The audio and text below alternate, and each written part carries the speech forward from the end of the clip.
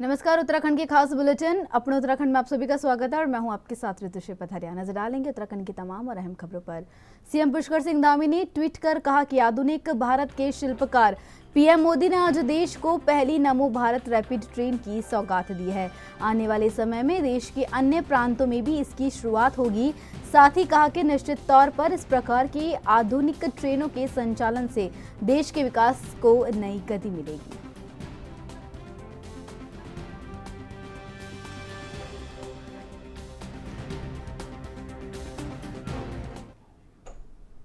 CM Pushkar Singh Dhami ने tweet कर जानकारी दी और उन्होंने कहा कि इन्वेस्ट इन उत्तराखंड मिशन के अंतर्गत दुबई और आबू धाबी में 15,475 करोड़ के इन्वेस्टमेंट एमओयू साइन किए गए हैं। साथ ही कहा कि इस निवेश के माध्यम से हमारा प्रदेश पर्यटन, कृषि, स्वास्थ्य, शिक्षा, फूड प्रोसेसिंग जैसे विभिन्न क्षेत्रों में सशक्त बनेगा। साथ ही राज्य में रोजगार भी सृजित होंगे।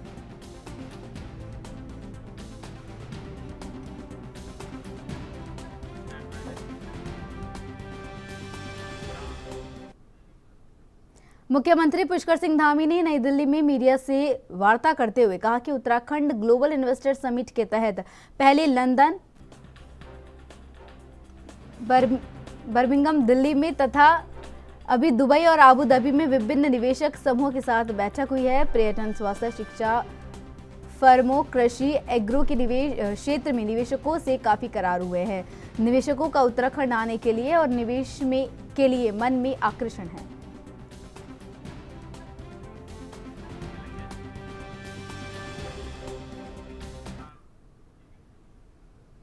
आगामी लोकसभा चुनाव 2024 को लेकर बीजेपी ने अभी से कमर कस ली है। इसके लिए अपने सोशल मीडिया टीम को मजबूत कर रही है, जिसको लेकर बीजेपी के कुमाऊं संभाग कार्यालय हल्द्वानी में सोशल मीडिया कार्यशाला की बैठक का आयोजन किया गया, जिसमें कार्यकर्ताओं और टीम को गुरु मंत्र दिए गए। वहीं बैठक में पहुंचने पर नैनीताल सांसद और केंद्रीय रक्षा राज्य मंत्री अजय भट्ट का सोशल मीडिया की टीम ने जोरदार स्वागत किया। तो वही बैठक के दौरान नैनीताल सांसद और केंद्रीय रक्षा राज्य मंत्री अजय भट्ट का कहना है कि सोशल मीडिया का ज्यादा से ज्यादा सकारात्मक प्रयोग पार्टी के विचारों को आगे बढ़ाने में कारगर साबित होगी। वहीं अजय भट्ट ने कहा कि आज समाज में सोशल मीडिया का प्रभाव काफी ज्यादा बढ़ चुका है, लेकिन इसका इस्तेमाल ज्यादा नकारात्मक फैलाने में किया जा रहा है।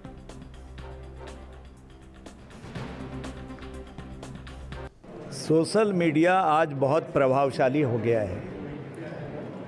आप कोई भी बात कह रहे हैं, कोई घटना हो रही है, कोई दुर्घटना हो रही है, कोई अच्छी बात है, कोई बुरी बात है, सोशल मीडिया उसको एक सेकंड में पूरी तरह से फैला देता है और उसको देखकर लोग तुरंत अपने अपने कमेंट देने लगते हैं। और या कोई उसमें अन्य काम करना होता है, जैसे किसी को दुर्घटना में चोट लग गई, कभी कभी आपने देखा होगा कोई गाड़ी गिर गई, लोगों को पता नहीं होता, लेकिन सोशल मीडिया के माध्यम से वो एकदम ऊपर आती है तो उपचार का काम हो जाता है। तो ये आई ओपनर है आज सोशल मीडिया। पहले से था हमारे पास प्रिंट मीडिया ही था, तो बहुत देर में जाते थे, पहले पेपर भी नहीं होते थे, अब पेपर भी है, हमारे पास टेलीविज़न भी है, हमारे पास हर प्रकार के मीडिया हैं। लेकिन आज इंस्टाग्राम है, आपका पेज है, आपका व्हाट्सएप है, आपका कू है, ये सारी चीज़ें ऐसी चीज़ें बन गई हैं कि आज आदमी ज़्यादा इनको देख रहा है। अन्य का महत्व कम नहीं हुआ है,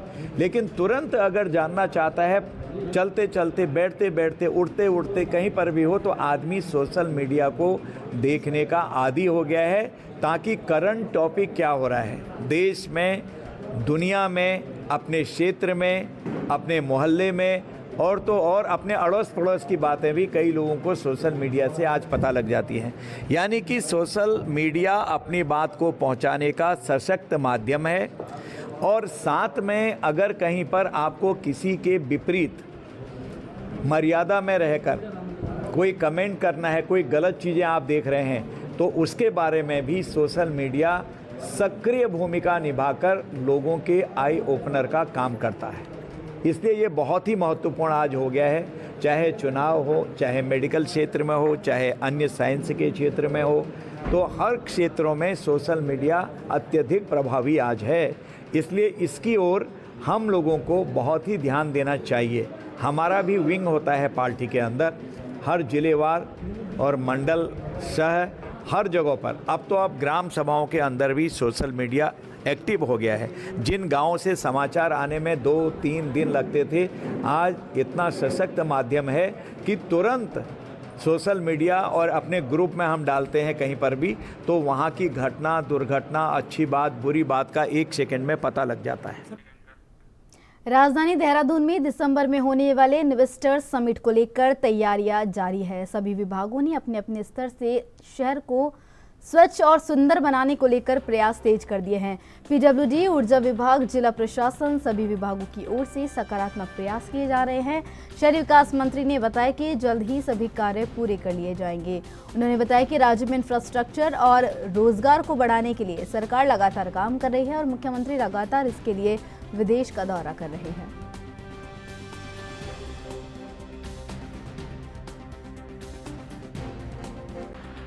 जगह जगह से खुली पड़ी हैं, आप भी सड़कों पर ग्राउंड जीरो पर रहकर लगातार मुआयना कर रहे हैं और बैठकें भी ले रहे हैं। क्या माने कब तक ये पूरा हो जाएगा वर्क, क्या अपडेट इसको लेकर अभी? हमारे राज्य के राजस्व को हम कैसे बढ़ाएं, रोजगार हम कैसे जनता को, हमारे बेरोजगारों को, आम आदमी जो उसके लिए पूरी तरह से मानक के दायरे में आ रहा है, उसके लिए सरकार पूरी तरह से गंभीर है। माननीय मुख्यमंत्री जी लगातार इसके लिए प्रयास कर रहे हैं और उसी श्रृंखला में हमने इन्वेस्टर समिट करने का निर्णय लिया। माननीय मुख्यमंत्री जी लंदन गए, आजकल अबू धाबी में आप जानते ही हैं, और ये सारा विषय लगातार चल रहा है।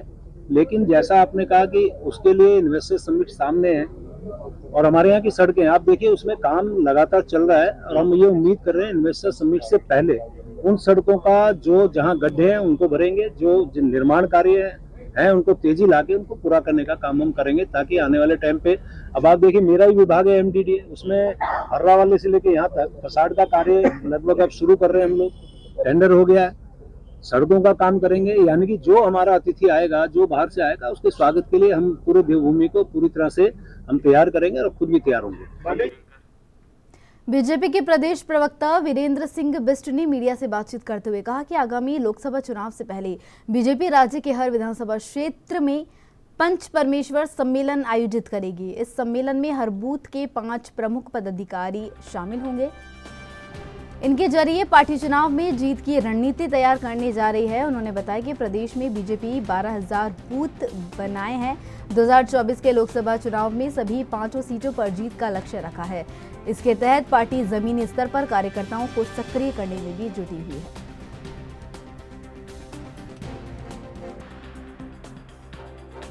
भारतीय जनता पार्टी निरंतर संपर्क और प्रवास का कार्यक्रम करती रहती है। हमारे यहाँ निरंतर पार्टी संगठन के काम होते हैं और पार्टी कार्यकर्ता हमारे यहाँ सबसे मजबूत कार्यकर्ता है।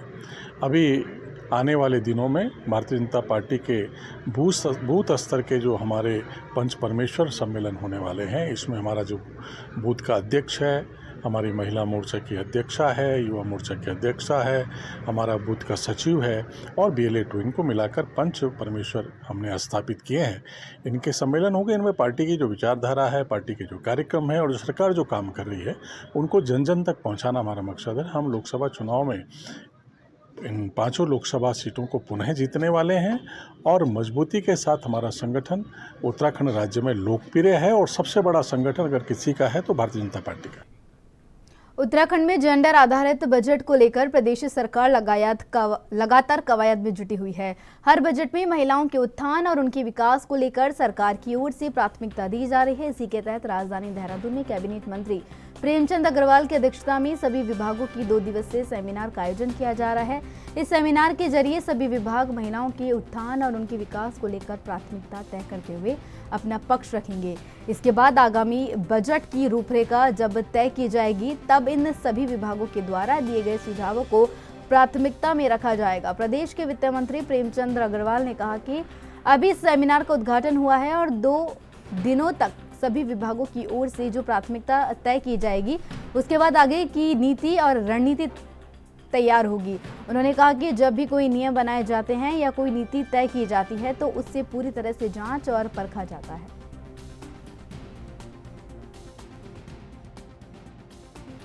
महिला सशक्तिकरण जिसकी हम अक्सर बात करते हैं, आधी आबादी आज महिलाओं की है विभिन्न क्षेत्रों में आज भी महिलाएं कुछ मामलों में बहुत आगे भी हैं, काम भी अच्छा करती हैं।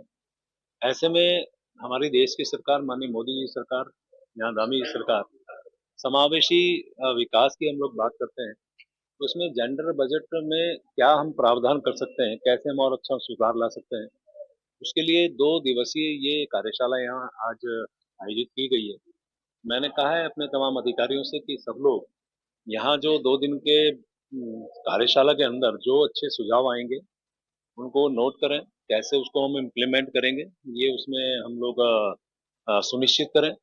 और वैसे भी आप देखिए 2024-25 के लिए जो हम बजट के लिए सुझाव मांग रहे हैं ऑनलाइन, तो उसके लिए भी निर्देशित विभागों को मेरे द्वारा कर दिया गया है कि उसमें हम लोग जो जेंडर बजट की बात करें वो उसमें कहीं ना कहीं ऑनलाइन दें, ताकि आने वाला जो समय हमारे पास है, यानी भविष्य में हम जेंडर बजट जिसके लिए आज हम वर्कशॉप कर रहे हैं वो कहीं ना कहीं दिखाई भी दे। और मैं ऐसा मान के चलता हूँ कि इस नाते के अभी तो ये कार्यशाला का अभी उद्घाटन हुआ है, 2 दिन की कार्यशाला, इसमें जो जो सुझाव अच्छे आएंगे उसको हम अडॉप्ट करेंगे, क्योंकि आप जानते हैं किसी भी स्कीम को लाने के लिए उसके जो परिणाम है उसको लेके बहुत गहरा मंथन हम लोग करते हैं, विचार विमर्श करते हैं। कोई भी स्कीम लाने से पहले पूरी उसकी तहकीकात करने के बाद, उसकी गहराई जानने के बाद ही उसको लागू किया जाता है। तो वर्कशॉप का मतलब भी यही है कि हम अच्छे ढंग से उसमें मंथन करें, आने वाले टाइम पे उसका परिणाम जानते हैं, उसके बारे में हम बातचीत करें। निगम के वार्डों में स्वच्छता समितियां के माध्यम से कार्य कर रहे 998 कर्मचारी की नियुक्ति पर नगर निगम प्रशासन ने जांच शुरू कर दी है। उन्हें 4.5 साल पहले नगर निगम ने वार्ड तैनात किया था। राष्ट्रीय सफाई कर्मचारी आयोग ने इन कर्मचारियों को नगद में वेतन देने और पीएफ कटौती नहीं करने पर नगर निगम से विस्तृत रिपोर्ट मांगी गई थी। इस पर नगर निगम ने कर्मचारियों का रिकॉर्ड खंगालना शुरू कर दिया। इसी को लेकर मेयर सुनील उनियाल गामा का कहना है कि स्वच्छता समितियां पार्षदों के अंडर में है और पैसा सीधे उनके बैंक खातों में जाता है। साथ ही कहा कि ऐसे में मुझे नहीं लगता कि इसमें कोई दिक्कत है, लेकिन अगर जांच हो रही है तो सही है, निष्पक्ष जांच होनी चाहिए।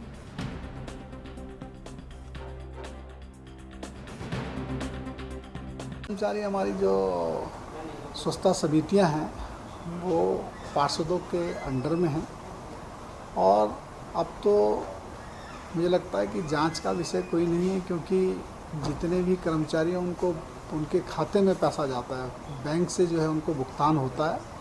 तो मुझे लगता है कि इस किस्म की दिक्कत नहीं, जांच हो रही है तो जांच होनी चाहिए, उससे जो है निष्पक्ष जांच हो जाएगी तो सब चीज़ें दूध का दूध पानी का पानी हो जाएगा। अल्मोड़ा जनपद के द्वाराहाट ब्लॉक के अंतर्गत ग्रामीण उद्यम वेग वृद्धि परियोजना द्वारा संचालित द्वारिका आजीविका स्वायत्त सहकारिता द्वाराहाट की वार्षिक आम सभा बैठक का आयोजन किया गया।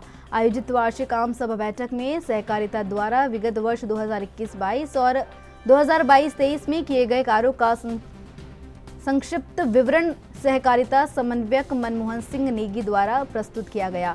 सहकारिता समन्वयक मनमोहन सिंह द्वारा परियोजना की योजना और कार्यों के विषय में उपस्थित शेयरधारकों को अवगत कराया गया। साथ ही समूह स्तर पर उद्यम स्थापित करने हेतु प्रेरित किया गया, जिससे समूह सदस्यों की आजीविका बढ़े और ग्रामीण स्तर पर रोजगार प्राप्त हो सके।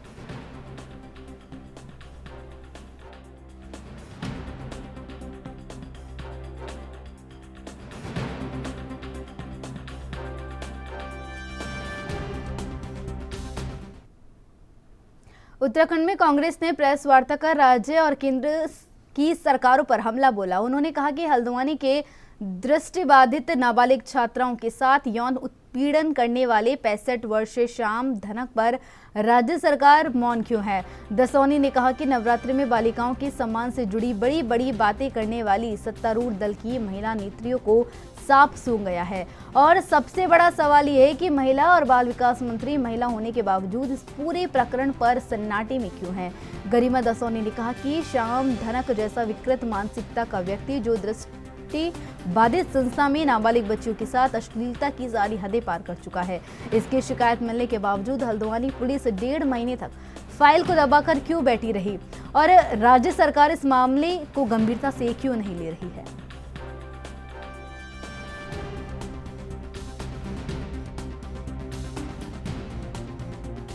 पहला मामला है हल्द्वानी के श्याम धनिक का, जो कि एक दृष्टिबाधित संस्था के संस्थापक हैं।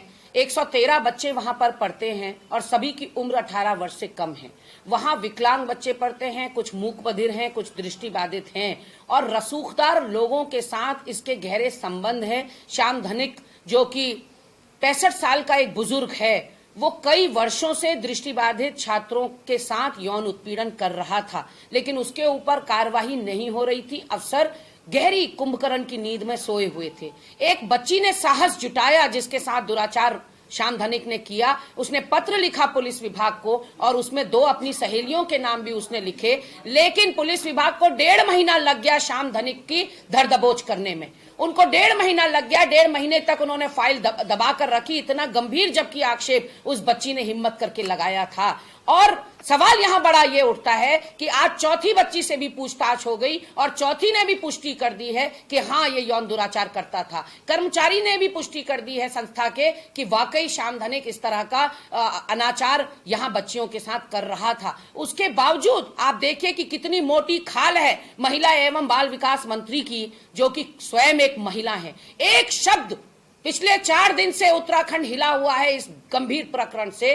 और देवभूमि, तपोभूमि, 4 धामों की भूमि हम कहते हैं अपने प्रदेश को, यहाँ छोटी छोटी बच्चियों के साथ इस तरह का दुष्कर्म हो रहा है और महिला एवं बाल विकास मंत्री को सांप सूंघ गया है। वो किसी बिल में घुसी हुई हैं, ना वो जांच की मांग कर रही हैं, ना वो दंड की मांग कर रही हैं, ना वो कुछ बच्चियों के लिए सांत्वना के 2 शब्द उनके मुंह से फूट रहे। वक्त है छोटे से ब्रेक का। ब्रेक के बाद फिर हाजिर होंगे।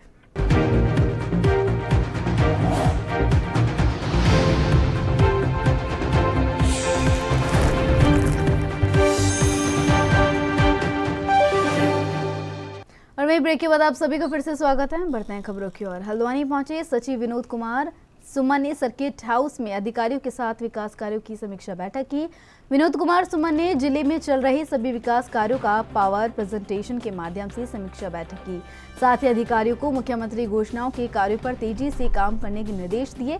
इसके अलावा उन्होंने शासन स्तर पर लंबित योजनाओं में किसी प्रकार की कोई दिक्कत नहीं आने का भी आश्वासन दिया और विभागों के अधिकारियों को आपसी सामंजस्य बनाकर काम करने के निर्देश दिए। इस दौरान जिलाधिकारी और मुख्य विकास अधिकारी सहित सभी विभागों के अधिकारी मौजूद रहे।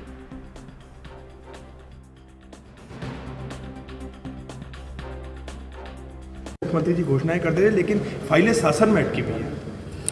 ये समीक्षा जो हम लोग कर रहे हैं, हर एक सचिव जिलों में जाके हर एक महीने अलग अलग जिलों में समीक्षा कर रहे हैं और ज़िले में जो काम चल रहे हैं उसमें देख रहे हैं कि क्या गतिरोध है, क्या दिक्कतें हैं, कहाँ पे काम नहीं हो पा रहा है, क्यों नहीं हो पा रहा है, क्या शासन स्तर से कोई इसमें इंटरफेयर करने की आवश्यकता है। अगर है तो शासन स्तर पे हम लोग मामले को उठाएंगे और वहाँ से समाधान कराएंगे।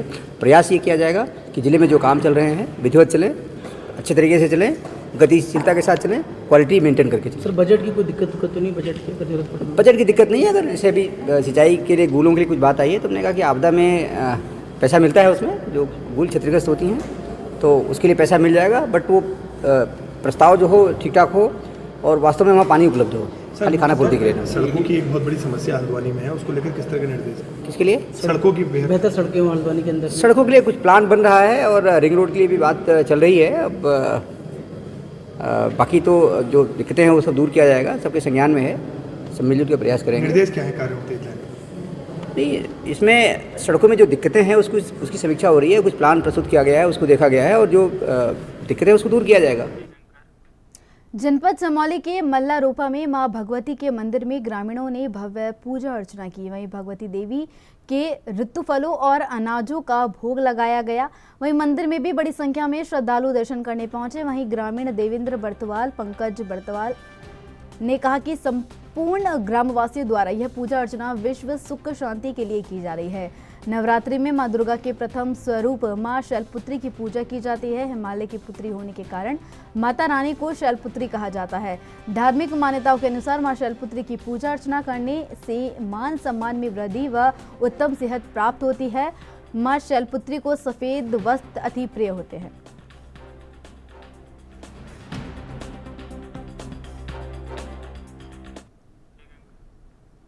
टिहरी गढ़वाल के देवप्रयाग विधानसभा के गोसल गांव में गुलदार पिंजरे में कैद हो गया। आपको बता दें कि कुछ दिन पहले एक छोटे से बच्चे पर इस गुलदार ने हमला किया था, जिसके बाद ग्रामीणों में दहशत का माहौल बना हुआ है। खबर की सूचना पाकर वन विभाग के यहां पिंजरा लगा दिया और ये गुलदार पिंजरे में कैद हो गया। वहीं गुलदार को देखने के लिए लगातार ग्रामीणों की भीड़ उमड़ रही है। बता दें कि पूरे क्षेत्र में लगातार गुलदार के हमले की घटनाएं सामने आ रही है। कभी पशुओं पर तो कभी इंसानों पर हमले की घटना सामने आ रही है। फिलहाल क्षेत्रीय वन विभाग की टीम घटनास्थल पर पहुंची और गुलदार को अपने कब्जे में लेकर मेडिकल के लिए देवप्रयाग ले गए।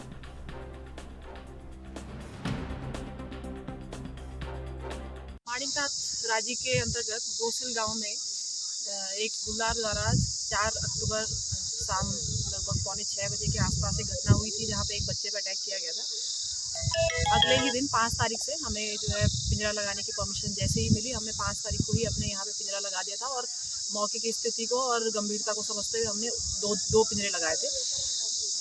हमारी टीम 5 तारीख से लगातार 24 घंटे यहाँ पे गश्त कर रही थी। हमने अपना पूरा होमवर्क कि लेपर्ड का आइडेंटिफिकेशन हो, कौन लेपर्ड है, 1 लेपर्ड है, 2 है, मेल है, फीमेल है, जितना भी होमवर्क जो होना था वो सारा हमारी टीम यहाँ पे लगातार रह के कर रही थी। उच्च अधिकारियों द्वारा भी यहाँ पे जो है लगातार निरीक्षण किया जा रहा था कार्यों का।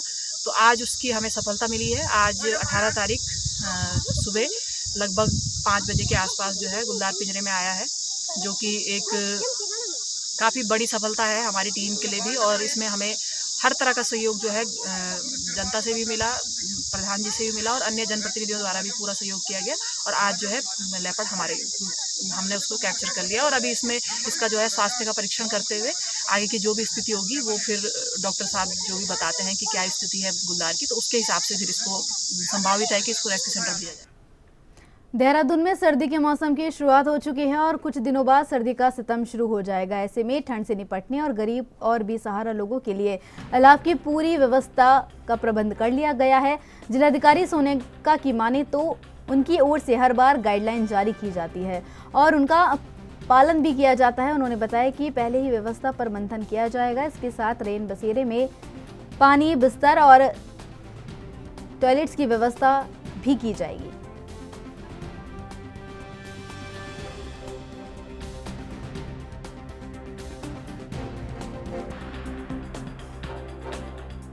जैसे ठंड होती है वैसे लोग जो बाहर ट्रेन बसेरे इन तरह की व्यवस्थाएं, तो अभी से क्या व्यवस्थाएं, अभी कुछ बोला आपने कि अब ठंड आ रही है, किस तरीके से रहेंगे लोग? जैसे शीतकालीन जब ठंड का विंटर सीजन चालू होता है तो हमारे यहाँ से गाइडलाइंस भी जारी होती हैं। अलाव जलाना हो, रैन बसेरा हो या कोई भी व्यवस्था करनी हो, उसके लिए हमारे एक सेट गाइडलाइन है जो कि हम जारी करते हैं और फिर उसकी मॉनिटरिंग करते हैं। आनंद में किया जाता है, फिर सवाल जवाब होते हैं, तो पहले से अगर आप व्यवस्था करके कुछ ऐसी हो? नहीं, इस बार हम लोग अभी प्री मीटिंग कर लेंगे और मेनली रैन बसेरे में बिस्तरों की व्यवस्था और जो वहाँ की पानी और टॉयलेट्स की व्यवस्था होती है वही मेन हमें देखना होता है। इसके अलावा अलाव के लिए जो लकड़ी का इनको प्रोक्योरमेंट करना होता है उसकी व्यवस्था। पूर्व मुख्यमंत्री हरीश रावत पर पलटवार करते हुए बीजेपी ने निशाना साधा। बीजेपी प्रवक्ता ने कहा कि बीजेपी जातीय आधार पर राजनीति करती आई है। उन्होंने कहा कि कांग्रेस ने आज़ादी से आज तक लोगों को जाति के नाम पर बांटने का काम किया है। उन्होंने आगे कहा कि कांग्रेस आगामी चुनाव में भी इस मुद्दे पर राजनीति करना चाहती है। उन्होंने बताया कि उत्तराखंड के लोग उनके मंसूबे को कामयाब नहीं होने देंगे, क्योंकि यहाँ के लोगों के लिए राष्ट्र सर्वोपरि है।